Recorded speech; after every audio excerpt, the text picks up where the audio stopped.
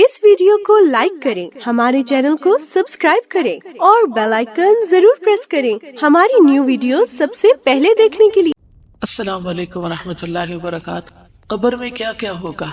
हम सब अपने फ्यूचर हाउस के बारे में इमेजिन करें कि हम उसको किस तरह तैयार कर रहे हैं। लड़कियों के लिए तो ये बात समझना मुश्किल नहीं, क्योंकि हर लड़की शादी के ख्वाब देखती है और फिर शादी के बाद अगला घर और नया घर बनाने का सोचती है और उसकी सफाई सुथराई और डेकोरेशन और उसके लिए बहुत सारी मेहनत। लेकिन याद रखिए कि सिर्फ शादी के बाद अगला घर नहीं होता, उससे अगला घर जो है, जो मौत के बाद हम सबको मिलने वाला है, वो भी एक घर है।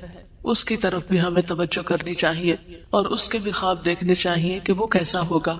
क्योंकि दुनिया के घर में तो हम ज्यादा से ज्यादा कितना जी सकते हैं, चंद साल, लेकिन कब्र में मालूम नहीं सैकड़ों साल रहना है या हजारों साल रहना है, अल्लाह आलम। अगर वो घर उम्दा है तो राहत और आराम है, और अगर वो घर खराब है तो फिर कोई फरियाद सुनने वाला नहीं। दुनिया में किसी अस्पताल में अगर कोई बीमार कराहता है तो बहुत सारे डॉक्टर और नर्सेज उसके इलाज के लिए आगे बढ़ते हैं, उसको सुकून बख्शते हैं। लेकिन कब्र में कौन आएगा? कोई भी नहीं। वहां सिर्फ हमारा अमल साथ होगा। तो आइए देखते हैं कि कब्र में नेमतें कौन कौन सी होगी। जन्नत का बिस्तर और लिबास का मिलना।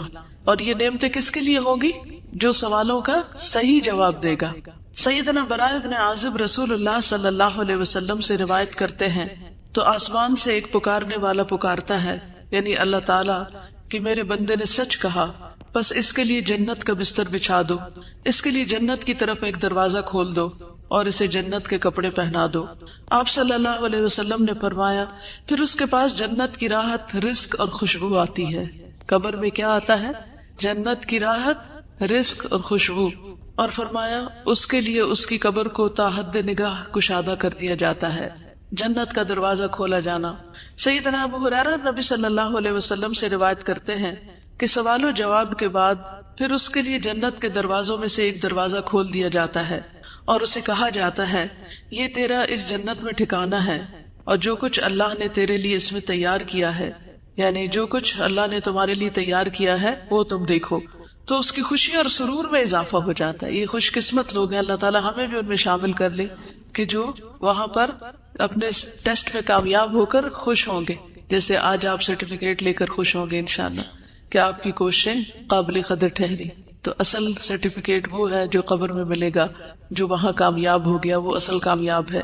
फिर उसके लिए जहन्नम के दरवाजों में से एक दरवाजा खोला जाता है और उसे कहा जाता है, अगर तूने इसकी नाफरमानी की होती तो ये तेरा ठिकाना होता, और जो कुछ अल्लाह ने इसमें तेरे लिए तैयार किया हुआ है, तो उसकी खुशी और सुरूर में इजाफा हो जाता है कि शुक्र अल्लाह ने मुझे आग से बचा लिया।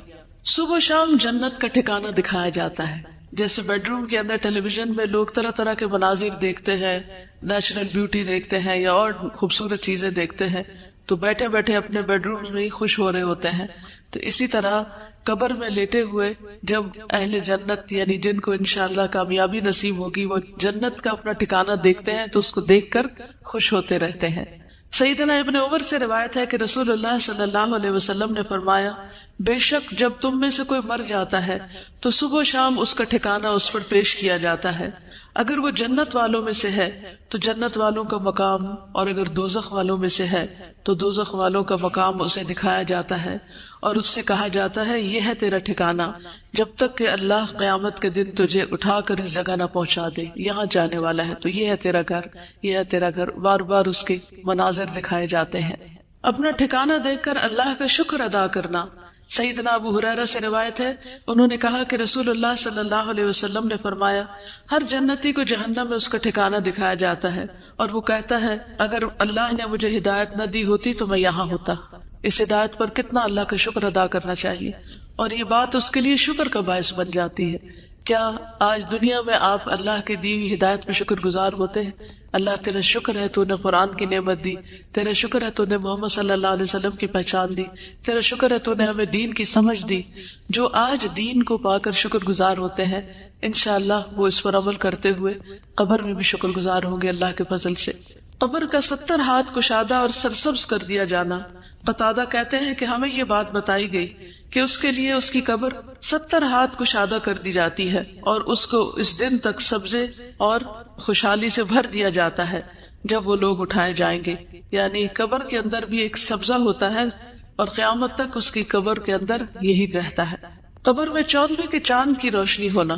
سیدنا ابو ہریرہ رسول اللہ صلی اللہ علیہ وسلم سے روایت کرتے ہیں کہ آپ نے فرمایا بے شک مومن شخص اپنی قبر میں سبز باغیچے میں ہوتا ہے.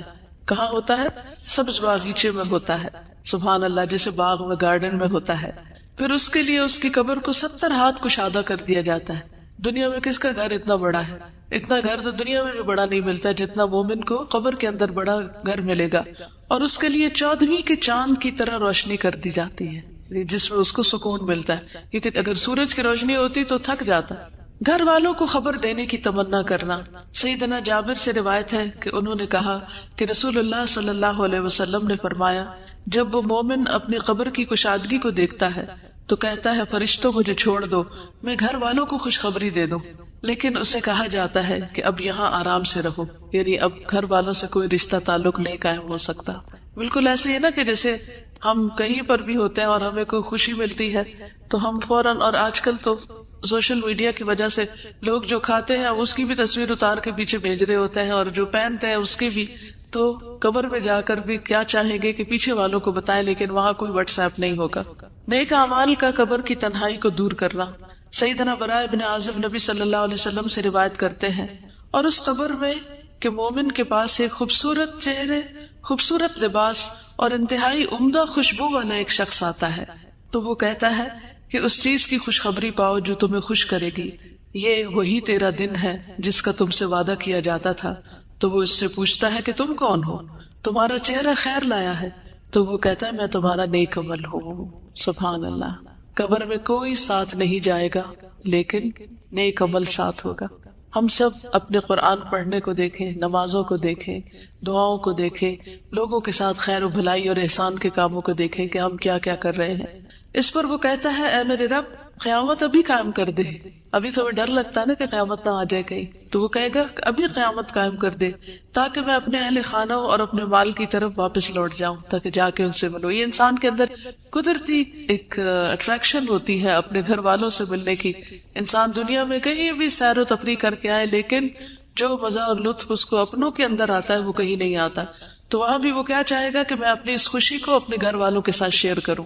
اور ایک روایت میں ہے اس کے پاس متشکل ہو کر، یہ شکل بنا کر ایک ایسا آدمی آتا ہے جس کا چہرہ انتہائی خوبصورت، کپڑے انتہائی خوبصورت، خوشبو بہت اچھی ہوتی ہے. آپ دیکھیں کہ کسی بھی ایسے شخص کی کمپنی میں آپ کا دل کتنا خوش ہو جاتا ہے. وہ کہتا ہے تو خوشخبری پا اس چیز کی جو تجھے خوش کرے، خوشخبری پا لے اللہ کی رضامندی اور باغات کی جن میں ہمیشہ کی نعمتیں ہیں. یہ تیرا وہ دن ہے جس کا تجھ سے وعدہ کیا جاتا تھا. تو وہ فوت شدہ شخص اس سے کہتا ہے تجھے بھی اللہ خیر کی بشارت دے، تو کون ہے؟ تیرا چہرہ خیر لایا ہے. تو وہ کہتا ہے کہ میں تیرا نیک عمل ہوں. اللہ کی قسم جو کچھ میں جانتا ہوں وہ یہ ہے کہ تو اللہ کی اطاعت میں بڑی جلدی کرتا تھا، یعنی نیکی کے کاموں میں آگے آگے ہوتا تھا، اور اللہ کی نافرمانی میں بہت ہی سست تھا، یعنی پیچھے ہوتا تھا، جھجکتا تھا، ڈرتا تھا. اللہ تجھے بہترین بدلہ دے. تو ہم اپنی قبر میں کیا چاہتے ہیں اس کے مطابق اپنے دنیا کے عمل درست کر لیں. صدقہ کا قبر کی آگ بجھانا. سیدنا عقبہ بن عامر سے روایت ہے انہوں نے کہا کہ رسول اللہ صلی اللہ علیہ وسلم نے فرمایا بے شک صدقہ کرنے والوں کی قبروں سے حرارت بچاتا ہے. قبروں کی آگ اور گرمی صدقے سے بجھتی ہے، اور مومن روز قیامت اپنے صدقے کے سائے میں ہوگا. مومن قیامت کے دن صدقے کے سائے میں ہوگا. اس لیے چاہے ایک کھجور کا آدھا ٹکڑا ہی کیوں نہ اللہ کے راہ میں دے، دینے والے بنے. ہمیشہ دینے پر حرص رکھے، اور یاد رکھیے دینے والوں کو ملتا ہے. جو دیتا ہے اللہ تعالیٰ اس کو اس سے بھی زیادہ لوٹاتا ہے. اور قسم کھا کر یہ بات کہی گئی کہ صدقہ کرنے سے مال کبھی کم نہیں ہوتا. سیدنا ابو ہریرہ سے روایت ہے کہ رسول اللہ صلی اللہ علیہ وسلم نے فرمایا اس میت کے لیے اس کی قبر کی لمبائی اور چوڑائی میں 70 ہاتھ فراخ کر دی جاتی، کھلی کر دی جاتی ہے. پھر اس کے لیے اس میں روشنی کر دی جاتی ہے. پھر اسے کہا جاتا ہے کہ سو جاؤ. تو وہ کہتا ہے میں اپنے گھر والوں کی طرف لوٹ جاؤں تاکہ میں انہیں خبر دے دوں. تو وہ دونوں کہتے ہیں اس دلہن کی طرح سو جاؤ جسے کوئی نہیں جگاتا مگر وہ جو اس کو سب سے زیادہ پیارا ہوتا ہے، یہاں تک کہ اللہ اسے اس کی اس خوابگاہ سے اٹھائے گا. یعنی قیامت کے دن پھر وہ آرام سے اس نیند سے اٹھے گا. کتنی خوبصورت قبر ہے نیک عمل کرنے والوں کی. روح کا سبز پرندوں میں ڈالا جانا. سیدنا ابو ہریرہ نبی صلی اللہ علیہ وسلم سے روایت کرتے ہیں جسم کو اسی طرح لوٹا دیا جاتا ہے جیسے اس کی ابتدا ہوئی تھی، اور اس کی روح کو ایک پاکیزہ جسم میں ڈال دیا جاتا ہے جو کہ پرندے ہیں جو جنت کے درختوں کے ساتھ لٹکے ہوتے ہیں، یعنی یہ شہیدوں کا انجام ہے۔ شہداء کو گھر اور رزق ملنا۔ سیدنا ابن عباس سے روایت ہے، انہوں نے کہا کہ رسول اللہ صلی اللہ علیہ وسلم نے فرمایا، شہداء جنت کے دروازے پر موجود ایک نہر کے کنارے پر سبز رنگ کے خیمے میں رہتے ہیں، ان کی طرف ان کا رزق جنت سے صبح و شام آتا ہے۔ سبحان اللہ۔ جنت کا کھانا۔ ایک انصاری صحابی سے روایت ہے کہ ایک مرتبہ ہم لوگ رسول اللہ صلی اللہ علیہ وسلم کے ہمراہ ایک انصاری کے جنازے میں نکلے، اور میں اس وقت نوعمر تھا اور اپنے والد کے ساتھ تھا، تو رسول اللہ صلی اللہ علیہ وسلم قبر کے گڑھے کے کنارے بیٹھ گئے اور قبر کھودنے والے کو تلقین کرنے لگے کہ سر کی جانب سے اسے کشادہ کرو اور دونوں پاؤں کی طرف سے کشادہ کرو، البتہ اس کے لیے جنت میں انگور کے بہت سے خوشے ہیں۔ یعنی نبی صلی اللہ علیہ وسلم نے اس کے دفنانے سے پہلے ہی اس کے لیے خوشخبری دے دی۔ شہداء کی خصوصی مہمان نوازی۔ سیدنا مسروق سے روایت ہے، انہوں نے کہا کہ ہم نے عبداللہ بن مسعود سے اس آیت کے بارے میں سوال کیا، اور جنہیں اللہ کے راستے میں قتل کیا جائے انہیں مردہ گمان نہ کرو بلکہ وہ زندہ ہیں، اپنے رب کے پاس سے رزق دیے جاتے ہیں۔ تو انہوں نے کہا ہم بھی رسول اللہ صلی اللہ علیہ وسلم سے اس بارے میں سوال کر چکے ہیں، تو آپ صلی اللہ علیہ وسلم نے فرمایا ان کی روحیں سبز پرندوں کے پیٹ میں ہوتی ہیں، ان کے لیے ایسی قندیلیں ہیں جو عرش کے ساتھ لٹکی ہوئی ہیں، اور وہ روحیں جنت میں جہاں چاہیں کھاتی اور پھرتی رہتی ہیں، پھر ان قندیلوں میں واپس آ جاتی ہیں، یعنی جہاں سے جاتی ہیں۔ ان کا رب ان کی طرف جھانک کر دیکھتا ہے اور فرماتا ہے کیا تمہیں کسی چیز کی خواہش ہے؟ وہ عرض کرتے ہیں ہم کس چیز کی خواہش کریں، حالانکہ ہم جہاں چاہتے ہیں جنت میں کھاتے پھرتے ہیں۔ اللہ تعالیٰ ان سے اس طرح 3 مرتبہ فرماتا ہے، پھر جب وہ دیکھتے ہیں کہ انہیں کوئی چیز مانگے بغیر چھوڑا نہیں جائے گا تو وہ عرض کرتے ہیں اے رب، ہم چاہتے ہیں کہ تو ہماری روحیں ہماری جسموں میں لوٹا دے، یہاں تک کہ ہم تیرے راستے میں ایک مرتبہ پھر قتل کیے جائیں۔ پھر جب اللہ دیکھتا ہے کہ انہیں اب کوئی ضرورت نہیں تو انہیں چھوڑ دیا جاتا ہے، یعنی اللہ تعالیٰ ان کی اتنی کیئر کرتے ہیں۔ نیک اعمال کا ثواب پہنچتے رہنا۔ 3 قسم کے اعمال کا سلسلہ جاری رہنا۔ سیدنا ابو ہریرہ سے روایت ہے کہ رسول اللہ صلی اللہ علیہ وسلم نے فرمایا جب انسان فوت ہو جاتا ہے تو 3 اعمال کے سوا اس کے تمام اعمال کا سلسلہ منقطع ہو جاتا ہے، صدقہ جاریہ، یا وہ علم جس سے نفع اٹھایا جاتا رہے، یا نیک اولاد جو اس میت کے لیے دعا کرتی ہے، یہ مرنے کے بعد بھی نیکیوں میں اضافے کا سبب بنتے ہیں۔ اولاد کی دعا سے درجات بلند ہونا۔ سیدنا ابو ہریرہ سے روایت ہے، انہوں نے کہا کہ رسول اللہ صلی اللہ علیہ وسلم نے فرمایا بے شک اللہ عز و جل جنت میں نیک آدمی کا درجہ بلند فرمائیں گے تو وہ عرض کرے گا اے رب، یہ درجہ مجھے کیسے حاصل ہوا؟ اللہ تعالیٰ فرمائیں گے تیری اولاد کا تیرے لیے استغفار کرنے کی وجہ سے۔ تو ہم سب کو اپنے والدین کے لیے جو فوت ہو چکے ہیں بخشش کی دعا کرنی چاہیے۔ ایک دفعہ میں دعا کرتی ہوں، میں اپنے والد کی نیت کرتی ہوں، آپ سب اپنے اپنے والدین کی جو دنیا سے جا چکے ہیں یا دادا دادی جو بھی، ان کے لیے نیت کر لیجیے۔ اللہم اغفر لہ وارحمہ وعافہ واعف عنہ واکرم نزلہ ووسع مدخلہ واغسلہ بالماء والثلج والبرد ونقہ من الخطایا كما ينقى الثوب الأبيض من الدنس اللهم أبدله دارا خيرا من داره وأهلا خيرا من أهله وزوجا خيرا من زوجه اللهم أدخله الجنة اللهم أدخله الجنة اللهم أدخله الجنة وأعذه من عذاب القبر ومن عذاب النار۔ جہاں اپنی بخشش کی دعا مانگا کرے وہاں اپنے والدین کی بخشش کی دعا بھی ضرور کیا کرے، کیونکہ اللہ سبحانہ وتعالیٰ کا فرمان ہے انشکر لی ولوالدیک، کہ میرا شکر ادا کرو اور اپنے والدین کا۔ تو والدین کا شکریہ صرف اس طرح ادا نہیں ہو سکتا کہ ہم انہیں کہیں آپ کا بہت شکریہ، آپ نے میں پیدا کیا یا میں پالا۔ شکر عمل سے ہوتا ہے، اور وہ عمل کیا ہے کہ ان کے لیے دعا کی جائے، ان کی طرف سے صدقہ خیرات کیا جائے۔ کوئی سوال؟ کیوں نہیں ٹھیک؟ مجھے یاد ہے میں بہت چھوٹی تھی اور میری والدہ نے یہ حدیث مجھے سنا دی تھی، ابھی میں نے ہوش نہیں سنبھالا تھا۔ ان کو تھوڑا سا پہلے آپ راہ ہموار کریں کہ دیکھیں ہم اس دنیا میں اللہ کی عبادت کے لیے آئیں، جہاں ایک طرف قبر میں نعمتیں ہیں وہاں دوسری طرف قبر میں عذاب بھی ہے۔ سیدہ عائشہ رضی اللہ تعالیٰ عنہ سے روایت ہے کہ ایک یہودی عورت ان کے پاس آئی، اس نے عذاب قبر کا ذکر کیا تو عائشہ رضی اللہ تعالیٰ عنہ سے کہا کہ اللہ آپ کو عذاب قبر سے پناہ میں رکھے۔ اس پر عائشہ رضی اللہ تعالیٰ عنہ نے رسول اللہ صلی اللہ علیہ وسلم سے عذاب قبر کے بارے میں پوچھا۔ آپ صلی اللہ علیہ وسلم نے فرمایا ہاں عذاب قبر حق ہے۔ عائشہ رضی اللہ تعالیٰ عنہ نے بیان کیا کہ پھر میں نے کبھی ایسا نہیں دیکھا کبھی ایسا نہیں دیکھا کہ رسول اللہ صلی اللہ علیہ وسلم نے کوئی نماز پڑھی ہو اور اس میں عذاب قبر سے اللہ کی پناہ نہ مانگی ہو۔ یہ کون دعا کر رہا ہے؟ نبی صلی اللہ علیہ وسلم۔ یہ دعا کہاں پڑھی جاتی ہے کچھ پتہ ہے آپ کو؟ تشہد کے بعد، اللہم انی اعوذ بک من عذاب القبر واعوذ بک من عذاب جہنم واعوذ بک من فتنۃ المسیح الدجال واعوذ بک من فتنۃ المحیا والممات۔ جہاں ہم رب اجعلنی پڑھتے ہیں نا، تو چاہے تو اس کی جگہ آپ پڑھ لیں، چاہے تو اس کے ساتھ پڑھ لیں، دونوں صورتیں کر سکتے ہیں، ٹھیک ہے؟ تو نبی صلی اللہ علیہ وسلم اس دعا کو ہمیشہ پڑھتے تھے، ہمیں بھی پڑھنی چاہیے اور قبر کے عذاب سے پناہ مانگنی چاہیے۔ نبی صلی اللہ علیہ وسلم اگر عذاب قبر سنوا دیتے تو لوگ دفن کرنا چھوڑ دیتے۔ سیدنا انس سے روایت ہے کہ نبی صلی اللہ علیہ وسلم نے فرمایا، اگر مجھے یہ ڈر نہ ہوتا کہ تم لوگ اپنے مردوں کو دفن کرنا چھوڑ دو گے تو میں اللہ سے دعا کرتا کہ وہ تمہیں قبر کا عذاب سنا دے۔ جانوروں کو عذاب کی آوازیں آنا، سیدنا ابن مسعود سے روایت ہے کہ آپ صلی اللہ علیہ وسلم نے فرمایا، بے شک مردوں کو ان کی قبروں میں عذاب دیا جاتا ہے یہاں تک کہ یقیناً جانور ان کی آوازیں سنتے ہیں۔ سیدنا زید بن ثابت سے روایت ہے کہ انہوں نے کہا کہ نبی صلی اللہ علیہ وسلم اپنے گدھے پر سوار ہو کر بنو نجار کے باغ میں جا رہے تھے اور ہم بھی آپ کے ساتھ تھے کہ اچانک وہ گدھا بھدک گیا، قریب تھا کہ وہ آپ کو نیچے گرا دے، یعنی ایک دم سرکش ہو گیا۔ دیکھا تو وہاں 6 یا 5 یا 4 قبریں تھیں۔ آپ صلی اللہ علیہ وسلم نے فرمایا، کیا کوئی ان قبر والوں کو جانتا ہے؟ تو ایک آدمی نے عرض کیا کہ میں جانتا ہوں۔ آپ نے فرمایا، یہ لوگ کب مرے تھے؟ اس آدمی نے عرض کیا، یہ لوگ شرک کی حالت میں مرے۔ تو آپ صلی اللہ علیہ وسلم نے فرمایا، بے شک ان لوگوں کو ان کی قبروں میں عذاب ہو رہا ہے۔ اگر مجھے یہ خیال نہ ہوتا کہ تم لوگ اپنے مردوں کو دفن کرنا چھوڑ دو گے تو میں اللہ سے دعا کرتا کہ وہ تمہیں بھی قبر کا عذاب سنا دے جسے میں سن رہا ہوں۔ پھر آپ صلی اللہ علیہ وسلم نے اپنے چہرے کا رخ ہماری طرف کیا اور فرمایا، تم لوگ آگ کے عذاب سے اللہ کی پناہ مانگو۔ انہوں نے یعنی صحابہ نے عرض کیا، ہم آگ کے عذاب سے اللہ کی پناہ مانگتے ہیں۔ پھر آپ صلی اللہ علیہ وسلم نے فرمایا، تم قبر کے عذاب سے اللہ کی پناہ مانگو۔ انہوں نے صحابہ نے عرض کیا، ہم قبر کے عذاب سے اللہ کی پناہ مانگتے ہیں۔ پھر آپ نے فرمایا، تم ہر قسم کے ظاہری اور باطنی فتنوں سے اللہ کی پناہ مانگو۔ انہوں نے عرض کیا، ہم ہر قسم کے ظاہری اور باطنی فتنوں سے اللہ کی پناہ مانگتے ہیں۔ آپ نے فرمایا، تم دجال کے فتنے سے اللہ کی پناہ مانگو۔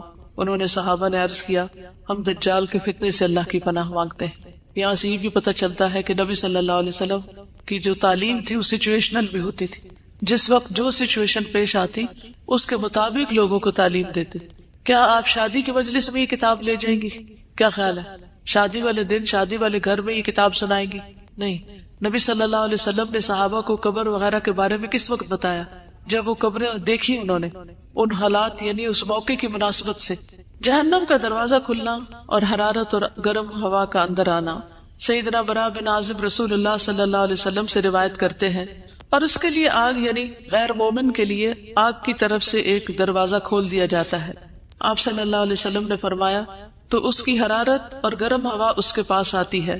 فرمایا، اور اس پر اس کی قبر اتنی تنگ کر دی جاتی ہے یہاں تک کہ اس کی پسلیاں ایک دوسرے میں پیوست ہو جاتی ہیں، یعنی آپس میں چڑ مڑ جاتی، جیسے یہ انگلیاں ایک دوسرے کے اندر چلی جاتی ہیں، ہڈی پسلی ٹوٹ جاتی ہے۔ سیدنا ابو ہریرہ سے روایت ہے، کہتے ہیں کہ رسول اللہ صلی اللہ علیہ وسلم نے فرمایا، ہر جہنمی اپنا ٹھکانہ جنت میں دیکھتا ہے تو وہ کہتا ہے، کاش اللہ مجھے ہدایت دے دیتا، تو یہ بات اس کے لیے حسرت کا باعث بن جاتی ہے۔ یعنی لوگ جہنم دیکھ کے قبر میں کیا تمنا کریں گے، کیا کہیں گے، کاش مجھے دنیا میں ہدایت مل جاتی۔ آج لوگ ہدایت کی طرف نہیں آنا چاہتے، ہم ان کے لیے کڑتے ہیں، لیکن کل وہ اپنے لیے خود پریشان ہوں گے۔ تو اللہ کا شکر ہے جس نے ہمیں اس راستے کی ہدایت دی۔ اللہ تعالیٰ ہمیں اس پر استقامت عطا فرمائے، اس پر قائم رکھے اور ہمیں قبر کے عذاب سے محفوظ رکھے۔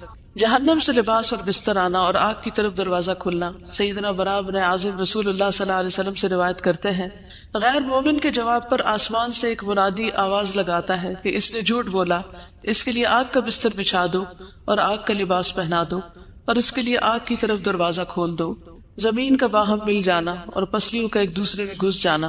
سیدنا ابو ہریرہ سے روایت ہے، کہتے ہیں کہ رسول اللہ صلی اللہ علیہ وسلم نے فرمایا، بس زمین کو حکم دیا جاتا ہے کہ اس پہ مل جا، یعنی تنگ ہو جا، تو وہ زمین اس پر مل جاتی ہے تو اس کی پسلیاں ایک دوسرے میں پیوست ہو جاتی ہیں، پھر وہ شخص اسی عذاب میں مبتلا رہے گا یہاں تک کہ اللہ اسے اس کی اس جگہ سے اٹھا دے گا۔ یعنی تھوڑی دیر بھی جگہ تنگ ہو تو ہمارا دل گھبرانے لگتا ہے، کوئی کمرہ تنگ ہو، تنگی میں ہم کتنے پریشان ہوتے ہیں، تو آپ سوچئے کہ غیر مومن کے لیے، کافر یا منافق کے لیے قبر تنگ ہوگی اور اسی تنگی میں وہ رہے گا جیسے جیل خانے میں ہو۔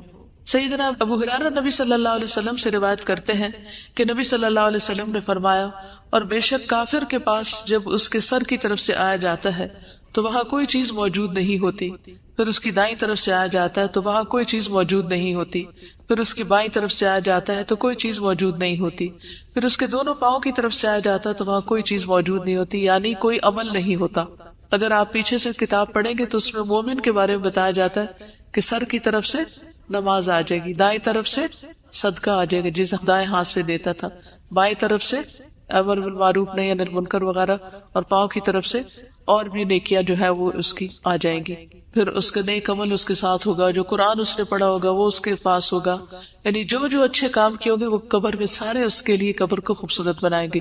لیکن کافر اور منافق چونکہ اس کا عقیدہ ہی ٹھیک نہیں تھا تو اس نے جو نیکیاں کی وہ بھی ضائع ہو گئی ہے، دنیا میں اس کو اس کا اجر مل گیا اور آخرت میں اس کے لیے کچھ بھی نہیں ہوگا۔ اعمال کا انتہائی کبھی شکل میں آنا۔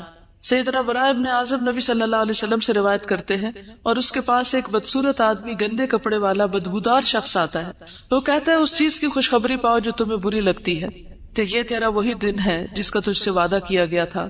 تو وہ پوچھتا ہے کہ تو کون ہے؟ تیرے چہرے سے شر کی خبر معلوم ہوتی ہے۔ وہ کہتا ہے میں تیرا گندا عمل ہوں۔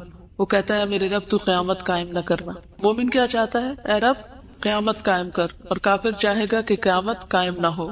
اندھا بہرا فرشتہ مقرر کیا جانا۔ سیدنا براء ابن عازب رسول اللہ صلی اللہ علیہ وسلم سے روایت کرتے ہیں، پھر اس پر ایک اندھا بہرا فرشتہ مقرر کر دیا جاتا ہے۔ اس کے پاس لوہے کا ایک ایسا گرز ہیمر ہوتا ہے کہ اگر اسے پہاڑ پہ مارا جائے تو پہاڑ ریزہ ریزہ ہو جائے، اتنی زور کی پٹائی ہوتی ہے۔ فرمایا پھر وہ اس گرز سے اس کو مارتا ہے، اور اس کی مار کی آواز کو مشرق و مغرب کے درمیان کی ہر چیز سنتی ہے سوائے جن و انس کی۔ پھر وہ مردہ بھی مٹی ہو جاتا ہے، پھر اس میں روح لوٹا دی جاتی ہے، بار بار وہ مرتا ہے اور جیتا ہے اور اس مصیبت سے گزرتا ہے۔ لوہے کے ہتھوڑے سے دونوں کانوں کے درمیان یعنی گدی پر مار پڑنا۔ سیدنا انس رضی اللہ تعالیٰ عنہ نبی صلی اللہ علیہ وسلم سے روایت کرتے ہیں کہ نبی صلی اللہ علیہ وسلم نے فرمایا پھر اس کے دونوں کانوں کے درمیان لوہے کے ہتھوڑے سے ایک ضرب لگائی جاتی ہے تو وہ زور سے چیخ اٹھتا ہے۔ اس کی چیخ و پکار کو جن و انس کے علاوہ اس کے پاس پاس کی تمام مخلوق سنتی ہے۔ قبر میں کیڑے پکوڑوں اور سانپ کا ڈسنا اور نوچنا۔ سیدنا ابو ہریرہ سے روایت ہے، انہوں نے کہا کہ رسول اللہ صلی اللہ علیہ وسلم نے فرمایا پھر اسے کہا جاتا ہے سو جا جیسے منحوش سوتا ہے۔ راوی کہتے ہیں میں نے ابو ہریرہ سے کہا منحوش سے کیا مراد ہے؟ انہوں نے کہا اس سے مراد وہ آدمی جسے کیڑے مکوڑے اور سانپ ڈستے اور نوچتے رہتے ہیں، پھر اس پر اس کی قبر تنگ کر دی جاتی ہے۔ 99 گنجے سانپوں کا مسلط کیا جانا۔ سیدنا ابو ہریرہ رسول اللہ صلی اللہ علیہ وسلم سے روایت کرتے ہیں کہ آپ نے فرمایا کیا تم جانتے ہو یہ آیت کس بارے میں نازل ہوئی؟ پس بے شک اس کے لیے تنگ گزران ہے، وَإِنَّ لَهُ مَعِيشَةً ضَنْكَ وَنَحْشُرُهُ يَوْمَ الْقِيَامَةِ أَعْمَى، کہ ہم اسے قیامت کے دن اندھا کر کے اٹھائیں گے۔ آپ نے فرمایا کیا تمہیں معلوم ہے کہ تنگ گزران کیا ہے، یعنی تنگ زندگی کیا ہے؟ انہوں نے عرض کیا اللہ اور اس کے رسول ہی بخوبی جانتے ہیں۔ آپ نے فرمایا کافر کا اس کی قبر میں عذاب سے دوچار ہونا ہے، یعنی وہ تنگی ہے جو قبر میں پیش آئے گی۔ اور اس ذات کی قسم جس کے ہاتھ میں میری جان ہے، بے شک اس پر 99 گنجے سانپ مسلط کر دیے جاتے ہیں۔ کیا تم جانتے ہو وہ سانپ کیسا ہوتا ہے؟ وہ 70 سانپ ہیں اور ہر سانپ کے 7 سر ہوتے ہیں، ایک سانپ کے 7 منہ ہوتے ہیں، 7 سر۔ وہ اسے قیامت کے دن تک ڈستے اور نوچتے رہتے ہیں۔ اب سوال یہ پیدا تھا کہ عذاب قبر کس کس کو ہوگا؟ ایک کافر منافق تو ہو ہی گیا، اس کے علاوہ کفر اور نفاق میں مبتلا لوگ۔ قال اللہ تعالی فی القرآن الکریم عن فرعون النار یعرضون علیہا غدوا وعشیا ویوم تقوم الساعة ادخلوا آل فرعون اشد العذاب۔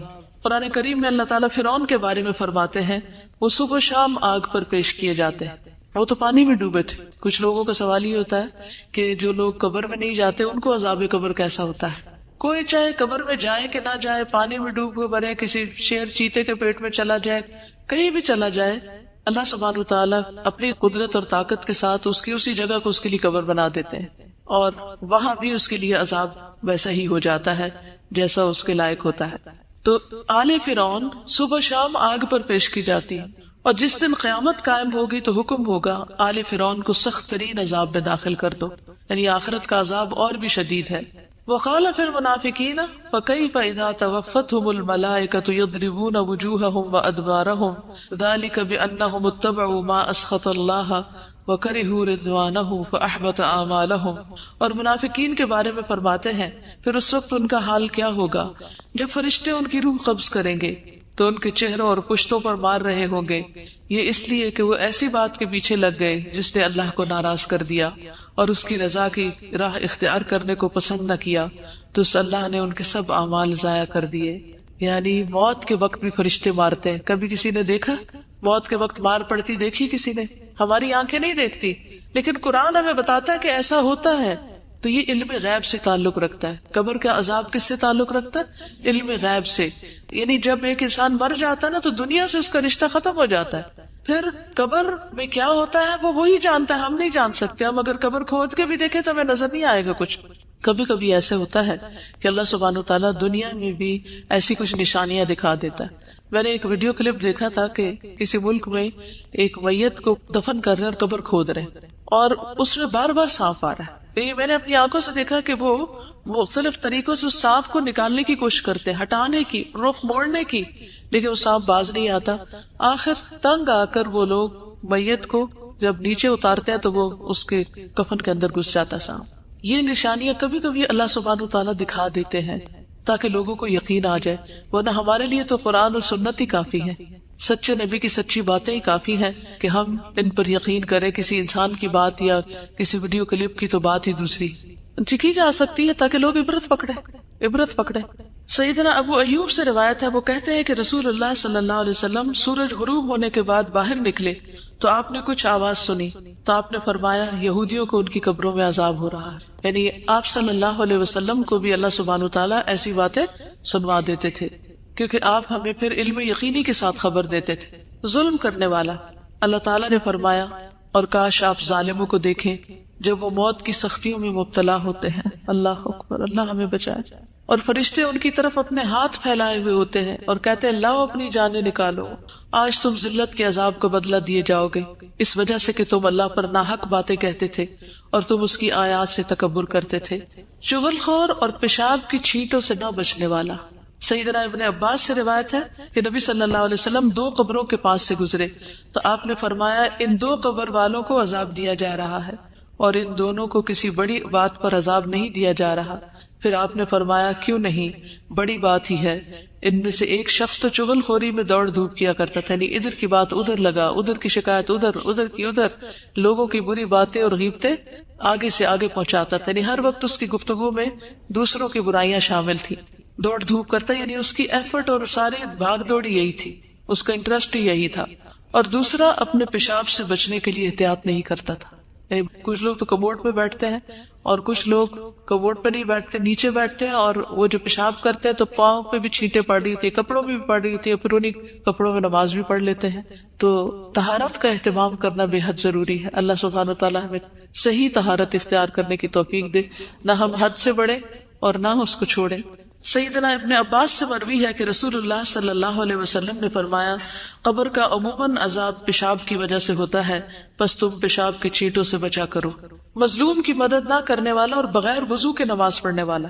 سیدنا ابن مسعود سے روایت ہے کہ آپ صلی اللہ علیہ وسلم نے فرمایا اللہ کے بندوں میں سے ایک بندے کے بارے میں حکم دیا گیا کہ اسے قبر میں 100 کوڑے لگائے جائیں. وہ تخفیف کا سوال کرتا رہا اور دعا کرتا رہا یہاں تک کہ 1 کوڑا باقی رہ گیا، باقی معاف کر دیے گئے. جب اسے یہ 1 کوڑا لگایا گیا تو اس پر اس کی قبر آگ سے بھر گئی. پھر جب اسے سزا کا اثر زائل ہوا تو اس نے فرشتوں سے کہا تم نے کس بنا پہ مجھے کوڑا لگایا؟ انہوں نے کہا تم نے ایک نماز بغیر وضو کے پڑھی تھی اور تم ایک مظلوم کے پاس سے گزرے تھے، تم نے اس کی مدد نہیں کی تھی. یعنی تمہارے سامنے کسی کی پٹائی ہو رہی تھی اور تم نے روکا نہیں اس کو. تو ہمیں اپنی ساری زندگیوں کا جائزہ لینا ہے اور جہاں جہاں ہمارے اعمال قرآن و سنت سے ٹکراتے ہیں وہاں ان سے بچنا ہے اور اللہ سے ہر وقت توبہ کرتے رہنا ہے. خیانت کرنے والا.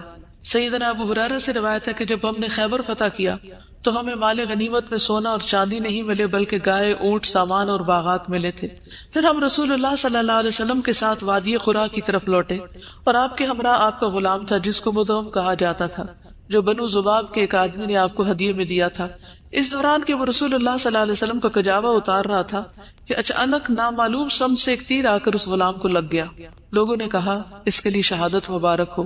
تو رسول اللہ صلی اللہ علیہ وسلم نے فرمایا ہرگز نہیں، اس ذات کی قسم جس کے ہاتھ میں میری جان ہے، جو چادر اس نے خیبر کے دن تقسیم ہونے سے پہلے مال غنیمت میں سے چرائی، جو چادر اس نے مال غنیمت میں سے چرائی تھی، وہ اس پر آگ کا شعلہ بن کر بھڑک رہی ہے. یہ شخص کون تھا؟ مومن تھا نا؟ کون تھا؟ نبی صلی اللہ علیہ وسلم کی خدمت کرتا تھا. اتنا بڑا اعزاز اس کو حاصل تھا، لیکن اس کے ساتھ اس نے ناسمجھی کی وجہ سے کیا کیا؟ چادر چوری کر لی بیت المال میں سے.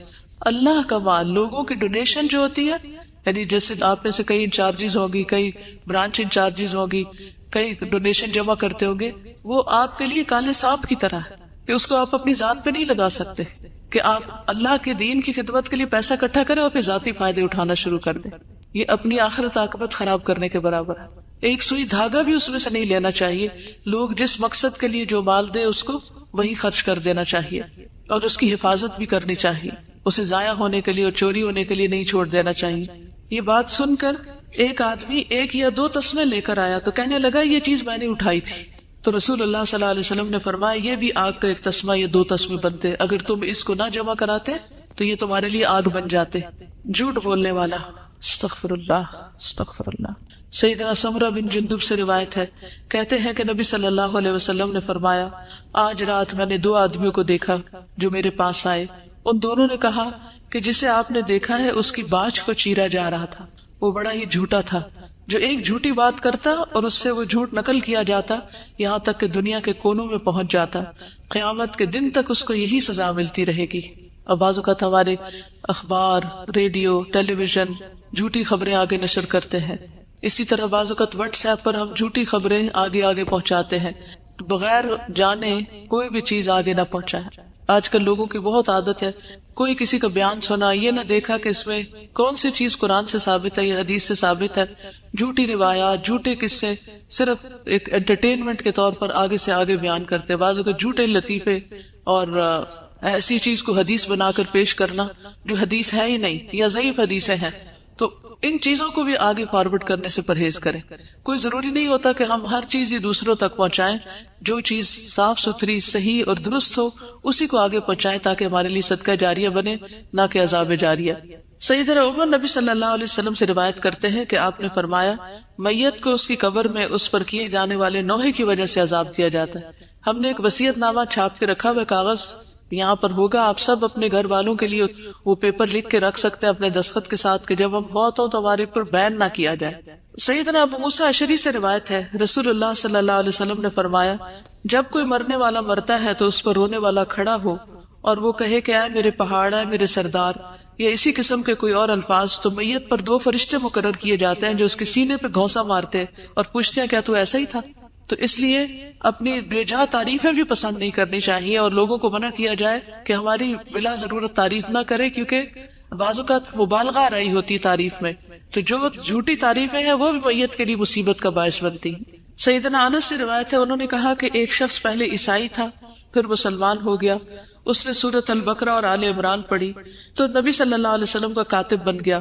لیکن پھر وہ شخص مرتد ہو کر عیسائی ہو گیا تو وہ کہنے لگا کہ محمد صلی اللہ علیہ وسلم کے لیے جو کچھ میں نے لکھ دیا ہے اس کے سوا محمد کو اور کچھ بھی معلوم نہیں.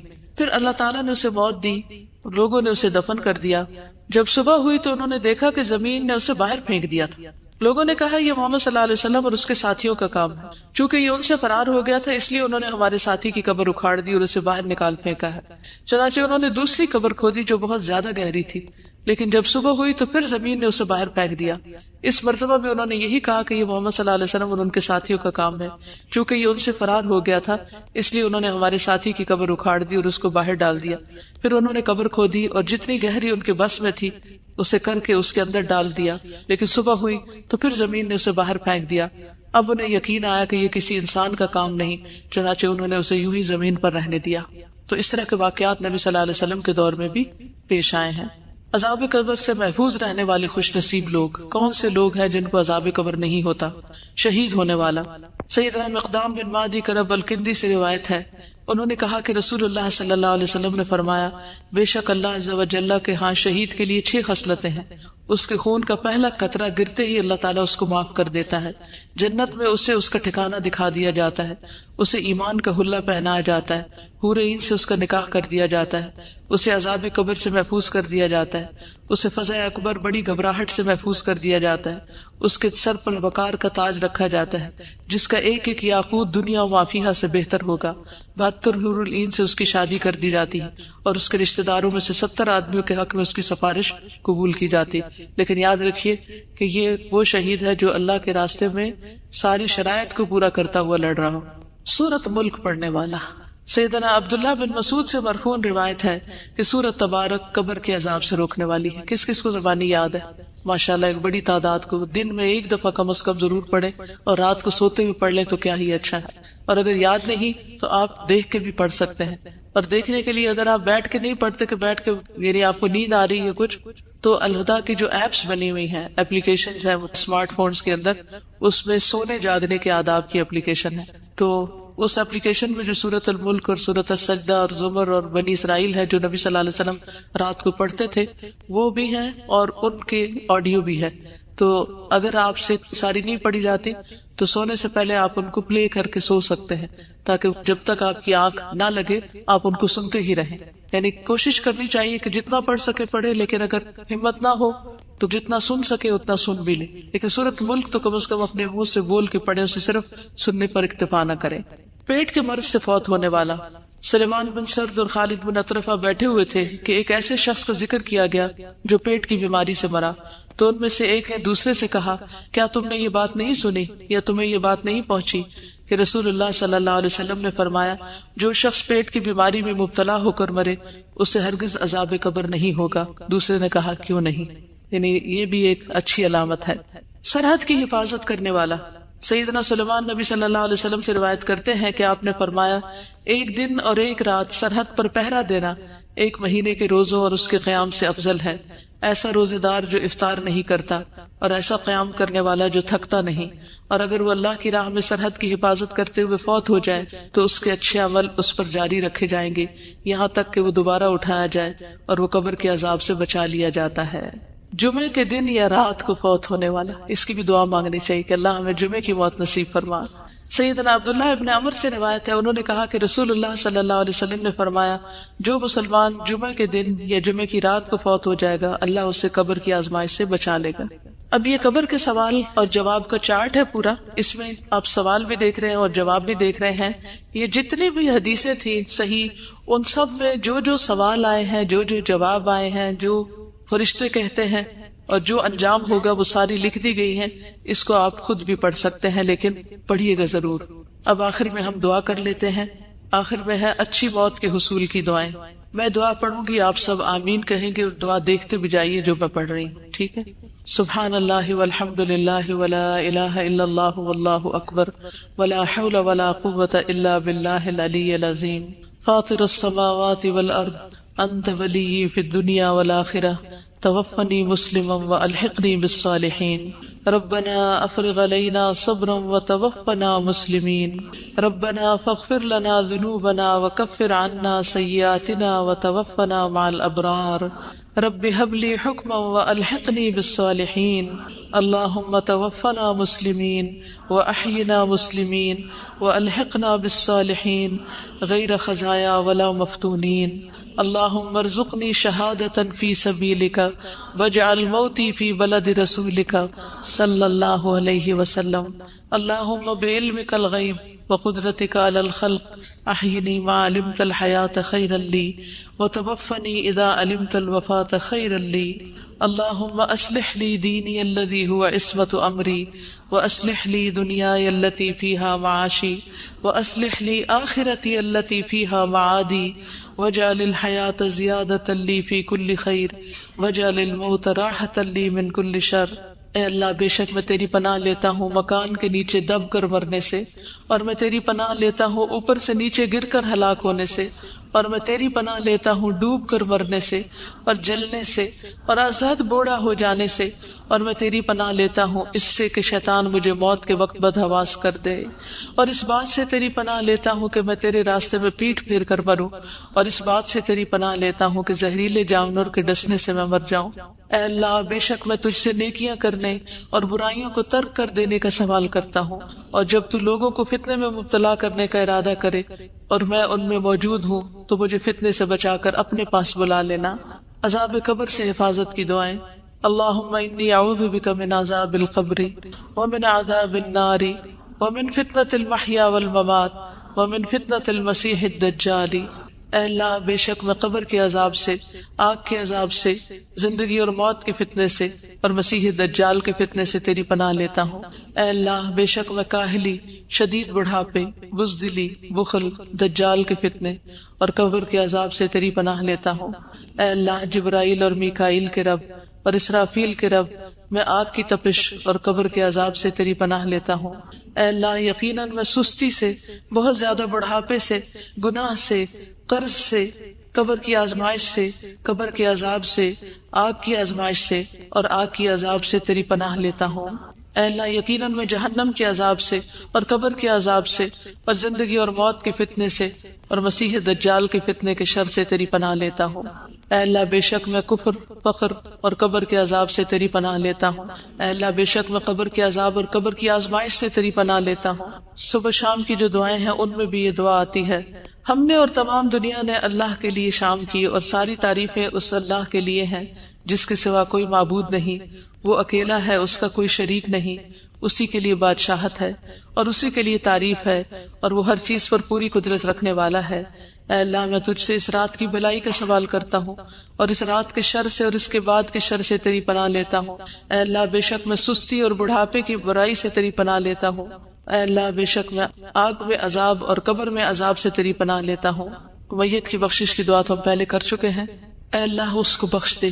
کسی بھی اپنے رشتہ دار کی بخشش کی دعا مانگے، اے اللہ اس کو بخش دے اور اس پر رحم فرما اور اسے عافیت عطا فرما اور اس سے درگزر فرما اور اس کی بہترین مہمان نوازی فرما اور اس کی قبر کو کشادہ فرما، اسے پانی، اولوں اور برف سے دھو دے اور اسے خطاؤں سے اسی طرح صاف کر دے جس طرح تو سفید کپڑے کو میل کچیل سے صاف کرتا ہے، اور اسے اس کے گھر کے بدلے بہتر گھر عطا فرما، اس کے گھر والوں سے بہتر گھر والے عطا فرما، اس کے زوج سے بہتر زوج عطا فرما، اسے جنت میں داخل فرما، اسے قبر کے عذاب سے اور آگ کے عذاب سے بچا لے۔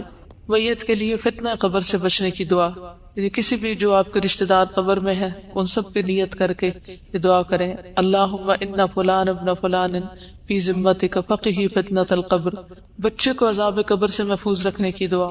اللہم اعذہ من عذاب القبر، ربنا آتنا فی الدنیا حسنۃ وفی الآخرۃ حسنۃ وقنا عذاب النار، اللہم انی اسألک العافیۃ فی الدنیا والآخرہ، ربنا اغفر لی ولوالدی وللمؤمنین یوم یقوم الحساب، ربنا لا تزغ قلوبنا بعد إذ هديتنا وهب لنا من لدنك رحمة إنك أنت الوهاب، ربنا إنك جامع الناس ليوم لا ريب فيه إن الله لا يخلف الميعاد، ربنا وآتنا ما وعدتنا على رسلك ولا تخزنا يوم القيامة إنك لا تخلف الميعاد، اللهم لا تخزني يوم القيامة، اللهم لا تخزني يوم القيامة، اللهم لا تخزني يوم القيامة، اللهم انی اعوذ بک من ضیق الدنیا و ضیق یوم القیامہ۔